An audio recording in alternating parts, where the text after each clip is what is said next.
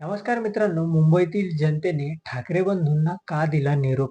महायुतीच्या विजयाची 5 प्रमुख कारणे काय आहेत आणि काय आहे ही बातमी आपण सविस्तर या चॅनलवरती बघणार आहोत. चला तर मग मी सचिन नाईक आणि तुम्ही बघत आहात आपली राजनीती चॅनल. 2026च्या BMC निवडणुकीत महायुतीचा विजय हा केवळ निवडणुकीतील यश नाही तर मुंबईच्या राजकारणातील एक मोठा बदल मानला जात आहे. गेल्या अनेक दशकापासून मुंबईचे राजकारण मराठी ओळख आणि भावनिक आव्हानावर केंद्रित होते, परंतु आता विकास आणि पायाभूत सुविधावर लक्ष केंद्रित केलं आहे. या BMC निवडणुकीमुळे स्पष्ट झाले आहे की मुंबईचे मतदार ओळखीच्या राजकारणाच्या पलीकडे गेले आहेत.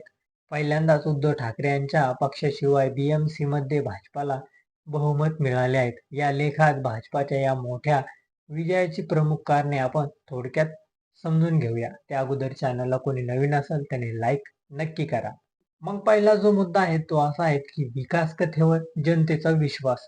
BMC निवडणुकीत भाजपाच्या नेतृत्वाखालील महायुतीने जनतेसमोर एक स्पष्ट आणि आक्रमक विकासाचा अजेंडा सादर केला. मेट्रो, रस्ते, क्लस्टर, पुनर्विकास, झोपडपट्ट्या, पुनर्विकास आणि अत्यावश्यकता सेवेवर लक्ष केंद्रित करून BMC आता केवळ राजकारण शोधत नाही तर व्यावसायिक शहरी प्रशासन शोधत आहेत असा स्पष्ट संकेत देण्यात आला. हा मुद्दा शहरातील मागासवर्गीय आणि तरुण मतदारांमध्ये खोलवर रुजला. मग दुसरा जो मुद्दा आहे तो ठाकरे बंधूंची एकता यशस्वी झाली नाहीत. उद्धव ठाकरे आणि राज ठाकरे 20 वर्षांनी एकत्र आले आणि त्यांनी BMC निवडणूक लढवण्यासाठी त्यांच्या पक्षांमध्ये युती केली. तथापि त्यांचे परिणाम दिसून आले नाहीत.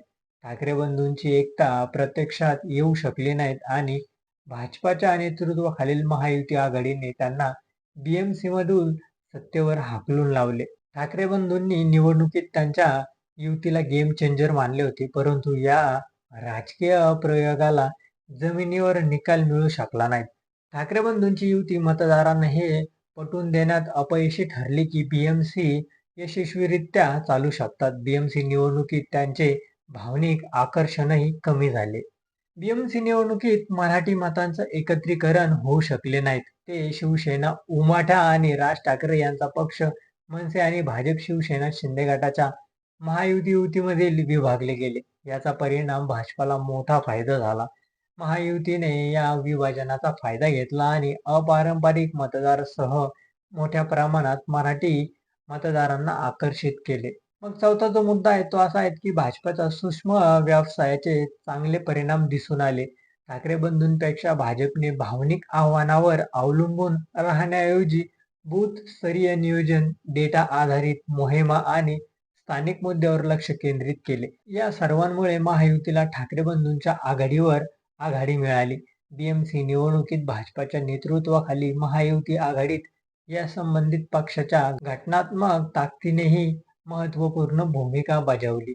मग पाचवा आणि शेवटचा मुद्दा काय होता? विरोधी पक्षांच्या तुटवड्यात फायदा भाजपाला झाला. BMC निवडणुकीत विरोधी पक्षांकडे स्पष्ट नेतृत्व आणि समान रणनीती नव्हती. ठाकरे बंधू केवळ निवडणूक लढवली आणि काँग्रेसने केवळ निवडणूक लढवली.